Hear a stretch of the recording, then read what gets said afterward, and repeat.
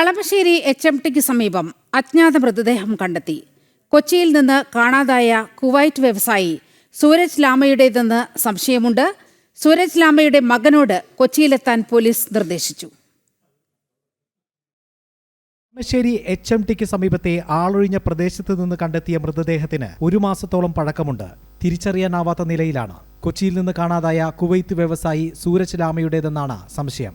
ഈ പ്രദേശത്ത് സൂരജ് ലാമയെ കണ്ടതായി വിവരം ലഭിച്ചിരുന്നു. സ്ഥിരീകരണത്തിനായി മകൻ സാന്റോൻ ലാമയോട് കൊച്ചിയിലെത്താൻ ആവശ്യപ്പെട്ടിട്ടുണ്ട്.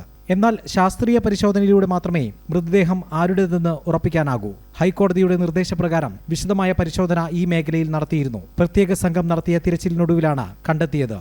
ഇന്ന് രാവിലെ അവരുടെ ഓർഡർ പ്രകാരം ഇന്ന് രാവിലെ നമ്മൾ വീണ്ടും സെർച്ച് നടത്തി എല്ലാം കട്ട് ചെയ്ത് അകത്തേക്ക് വന്നു കഴിഞ്ഞ സമയത്താണ് ഇപ്പോൾ ഇവിടെ നമുക്ക് കാണപ്പെടുന്നത്. വളരെ പഴക്കമായിട്ടുള്ള ഒരു ബോഡിയാണ് നമ്മൾ കണ്ടെത്തിയിട്ടുള്ളത്.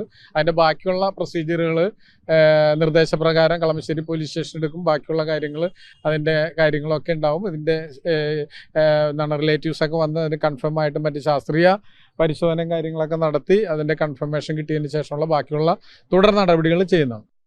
കുവൈത്തിൽ റെസ്റ്റോറന്റുകളുടെ ഉടമയാണ് സൂരജ്. അവിടെ കുഴിഞ്ഞുവീണ് ഓർമ്മ നഷ്ടമായി. ഇതിനിടെ വിസ കാലാവധി കഴിഞ്ഞെന്ന് ചൂണ്ടിക്കാട്ടി കുവൈത്തിൽ നിന്ന് ഒക്ടോബർ 4-ന് നാടുകടത്തുകയായിരുന്നു. സ്വദേശമായ ബംഗളൂരുവിന് പകരം കൊച്ചിയിലേക്കാണ് കയറ്റിവിട്ടത്.